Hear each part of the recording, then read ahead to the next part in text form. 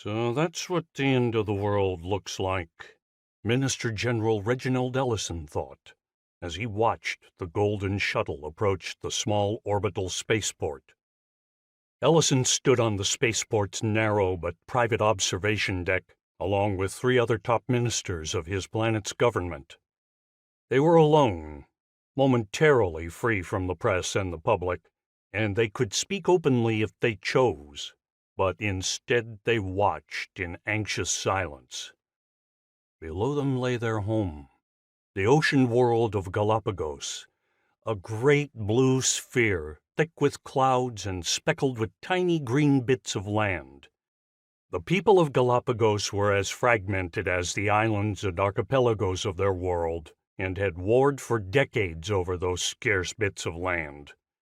Life had been one naval battle after another, until the Planetary Galapagos Coalition had been formed, finally bringing a shaky peace.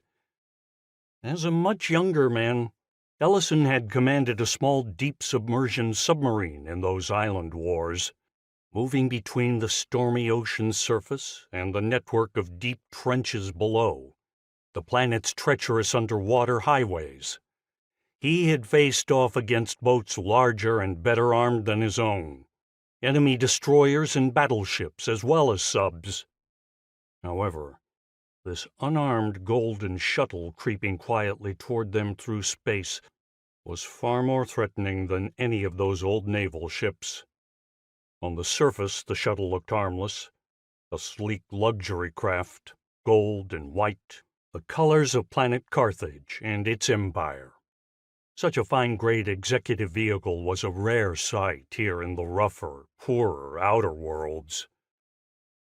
Ellison had seen images of Carthage's interstellar warships, though, bristling with railguns and plasma cannons, with swarms of self-flying starfighters in their hangars, like predatory insects crouched in their hives. A galactic armada of such deadly ships stood behind the fancy little shuttle now on approach. "Is anyone alive on that shuttle?"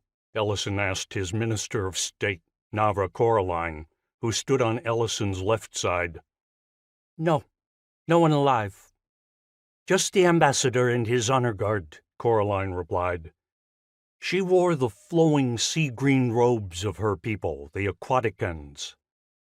Her large, pale blue eyes, surgically altered to see better underwater, watched the approaching shuttle with suspicion.